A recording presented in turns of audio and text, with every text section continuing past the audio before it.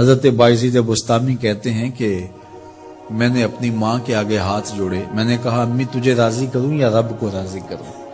تو اپنے حق مجھے معاف کر دے، اللہ کو میں راضی کر لیتا ہوں۔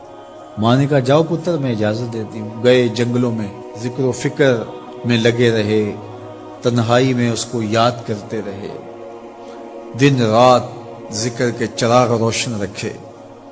12 سال گزر گئے حق کی تلاش میں۔ ایک دن واپس بستام کے قریب سے گزر رہے تھے، خیال آیا چلتے چلتے ماں کو سلام کر جاؤں۔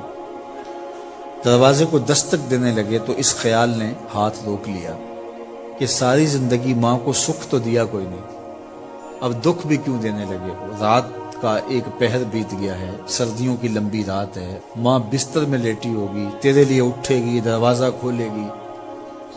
دروازے کے ساتھ ہی لگ کے بیٹھ گئے اور ساری رات کاٹ دی، اس خیال سے کہ ماں کو تکلیف نہ ہو۔ جب سحری کا وقت ہوا تو اندر سے جو نالی آتی تھی اس نالی سے پانی آیا، سمجھ گئے میری ماں تہجد کے لیے اٹھی ہے اور وضو کا پانی ہے، تو فوراً دروازے پہ دستک دی۔ اندر سے آواز آئی بیٹا بایزید میں ابھی آئی۔ مائیں بیٹوں کے دستک کے انداز سے جان لیتی ہیں یہ کس بیٹے کے ہاتھوں کا لمس ہے۔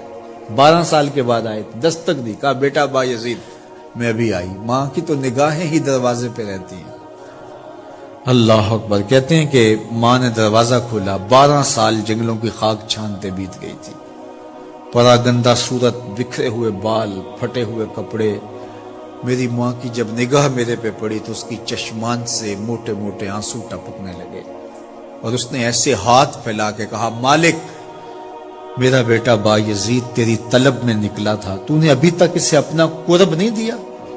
حضرت بایزید بستامی کہتے ہیں 12 سال کی ریاستوں سے جو کچھ نہیں ملا تھا ماں کے اٹھے ہوئے ہاتھوں سے مل گیا۔